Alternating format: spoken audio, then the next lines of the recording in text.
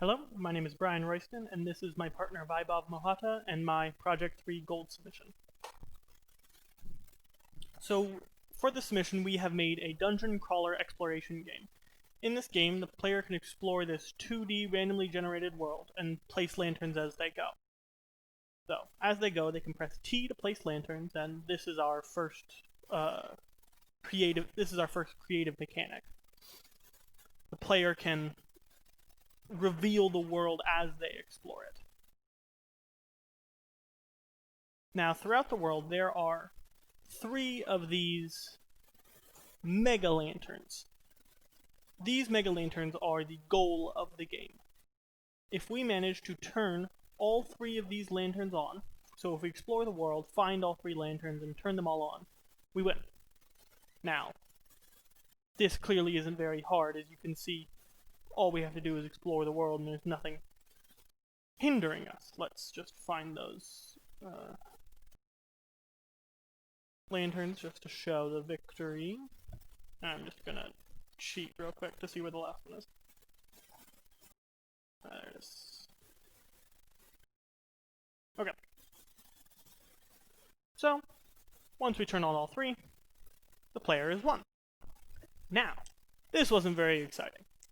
Our second creative mechanic hopes to make that a little bit more exciting.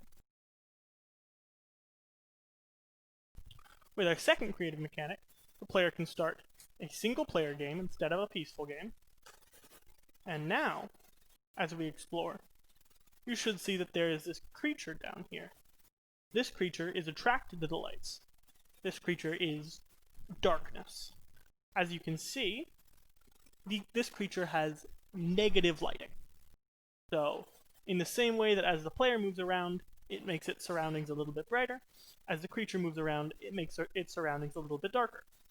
And, as it gets close to torches, it turns them off. The player can turn these torches back on by walking over them. That's a bad idea. Uh-oh. Oh, I am not in a good spot. There we go. Let's go down there. Oh, here's one of the mega lanterns. So, now, clearly these mega lanterns are a lot harder because the creature, because it's so much brighter, is more likely to be attracted to them. While the mega lantern is nice in that it turns all these other lanterns on,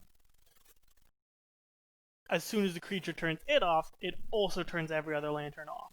So, I'm going to go around and start turning some of these back on. One nice thing about the lanterns is that every time the creature turns off a lantern, it is stunned for, I think, two movements. Now, so the goal is to find all 3 of these lanterns and turn them on. So we have our second creative mechanic was this creature that chases the player and has negative lighting and can turn lanterns off. To find other... This game is actually shockingly difficult. Turn this on, just get some lights. There's the second one. There's the third! Yes! Okay. Now, let me real quickly show the losing condition of the game. If the player comes into contact with the creature, if the creature gets too close, then you lose. You are consumed by darkness. Now, our third and final creative mechanic is that this game can be played with 2 players. By starting the game by pressing 2, we have started a 2-player game. It plays almost identical to a single-player game. The creature is still attracted to the lights of the torches. However, with my mouse, if I click somewhere, that controls the creature. So, you can have a second player that gets to control the creature.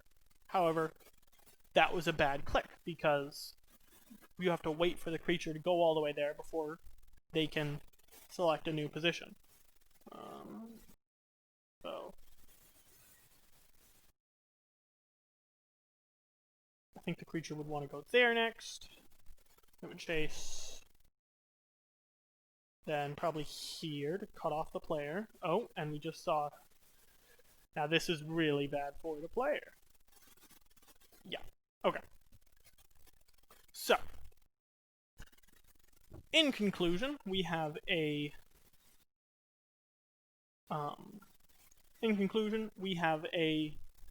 dungeon explorer where the goal is for the player to turn on all three of these very bright lanterns to repel the darkness. And we have this creature that can explore the world, has negative lighting, and can turn off torches. And finally, we have an ability for, or a single player, we have an ability for 2 players to play the game by 1 player controlling the creature. And that is our Project 3 gold submission. Thank you very much.